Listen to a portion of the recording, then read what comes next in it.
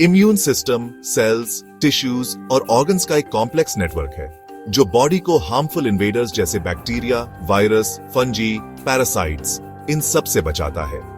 ये रहा इसका एनाटॉमी और फिजियोलॉजी का ओवरव्यू। प्राइमरी लिम्फॉइड ऑर्गन्स ये वो जगह हैं जहां इम्यून सेल्स बनते हैं और मैच्योर होते हैं। बोन मैरो ये बोन्स के सेंटर में होता है और यहां सभी ब्लड सेल्स बनते हैं, इंक्लूडिंग इम्यून सेल्स जैसे बी सेल्स, टी सेल्स और मैक्रोफेजेस। बी सेल्स यही मैच्योर होते हैं। थाइमस ये स्टर्नम के पीछे होता है और यहां टी सेल्स मैच्योर होते हैं।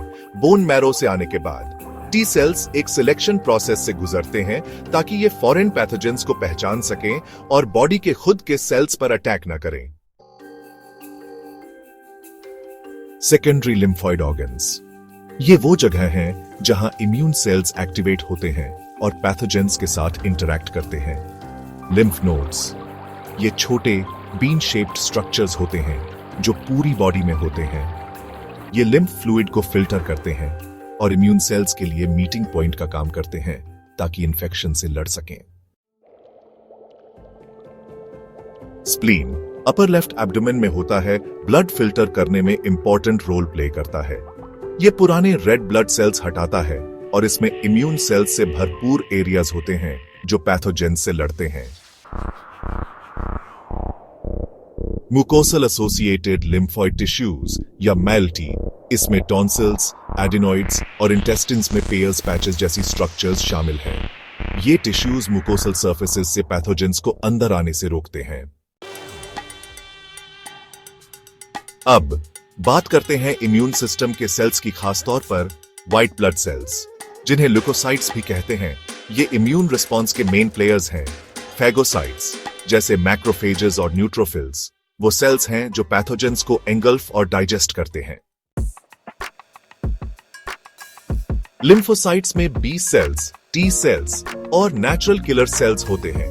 बी सेल्स एंटीबॉडीज बनाते हैं जो स्पेसिफिक पैथोजेंस को टारगेट करते हैं। टी सेल्स इसके टू मेन टाइप्स होते हैं। हेल्पर टी सेल्स जिन्हें CD4+ सेल्स भी कहते हैं, बी सेल्स और दूसरे इम्यून सेल्स को एक्टिवेट करने में हेल्प करते हैं। साइटोटॉक्सिक टी सेल्स या CD8+ सेल्स इन्फेक्टेड सेल्स को डायरेक्टली किल करते हैं। नेचुरल किलर सेल्स इन्फेक्टेड या कैंसरस सेल्स को बिना किसी स्पेसिफिक एंटीजेन के डिस्ट्रॉय कर देते हैं।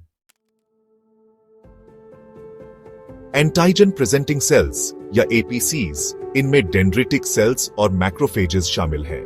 ये सेल्स एंटीजेंस को कैप्चर करते हैं और टी सेल्स को प्रेजेंट करते हैं ताकि इम्यून रिस्पॉन्स स्टार्ट हो सके।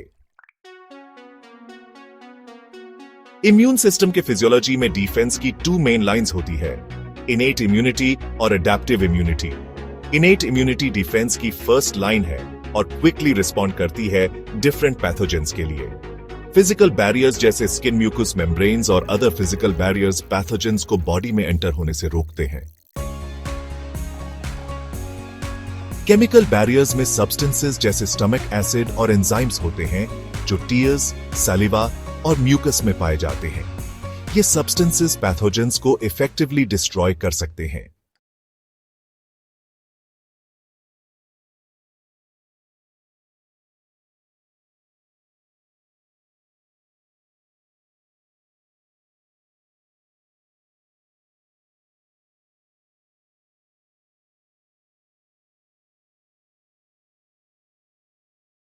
को फैलने से रोकता है और हीलिंग स्टार्ट करता है।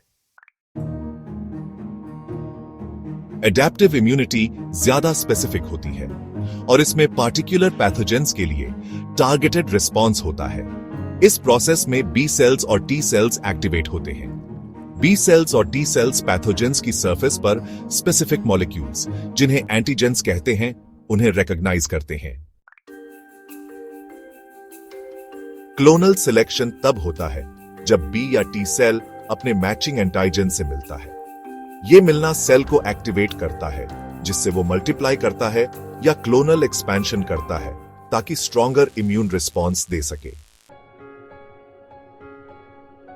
ह्यूमरल इम्यूनिटी में बी सेल्स एंटीबॉडीज प्रोड्यूस करते हैं। ये एंटीबॉडीज पैथोजन से बाइंड करते हैं, उन्हें न्यूट्रलाइज करते हैं या डिस्ट्रक्शन के लिए मार्क करते हैं। सेल मीडिएटेड इम्यूनिटी में टी सेल्स शामिल होते हैं, खासकर साइटोटॉक्सिक टी सेल्स जो इन्फेक्टेड सेल्स को डायरेक्टली डिस्ट्रॉय करते हैं। मेमोरी। इन्फेक्शन के बाद कुछ बी और टी सेल्स मेमोरी सेल्स बन जाते हैं। ये सेल्स पैथोजन को याद रखते हैं, जिससे अगर सेम पैथोजन फ्यूचर में फिर से बॉडी में इन्वेड करे तो फास्टर और स्ट्रॉन्गर रिस्पॉन्स मिलता है। इनेट और एडेप्टिव इम्यून सिस्टम्स के बीच interactions. Antigen presenting cells innate और एडेप्टिव सिस्टम्स के बीच ब्रिज का काम करते हैं, एंटीजेंस को टी सेल्स को प्रेजेंट करके और एडेप्टिव इम्यूनिटी को ट्रिगर करके। साइटोकाइन्स स्मॉल सिग्नलिंग मॉलिक्यूल्स होते हैं, इम्यून रिस्पॉन्स को कोऑर्डिनेट करते हैं और इम्यून सेल्स के बीच कम्युनिकेशन को फैसिलिटेट करते हैं, इंश्योरिंग करते हैं कि इनेट और एडेप्टिव इम्यून सेल्स इन्फेक्शंस के लिए अप्रोप्रिएटली रिस्पॉन्ड करें। Immunological disorders. Auto immune diseases immune system mistakenly body के खुद के सेल्स पर अटैक करता है, जैसे रूमेटॉइड आर्थराइटिस या टाइप 1 डायबिटीज में। इम्यूनोडिफिशियंसी ये तब होता है जब इम्यून सिस्टम अंडर एक्टिव या एब्सेंट होता है, जिससे बॉडी इंफेक्शंस के लिए ज्यादा ससेप्टेबल हो जाता है, जैसे HIV एड्स में। एलर्जीज इम्यून सिस्टम का हार्मलेस सब्सटेंसेस जैसे पॉलन या फूड के लिए over reaction. Overall immune system body को हार्मफुल इन्वेडर से प्रोटेक्ट करने के लिए क्रूशल है और साथ ही बैलेंस मेंटेन करता है ताकि एक्सेसिव या मिसडायरेक्टेड रिस्पॉन्सेज ना हो।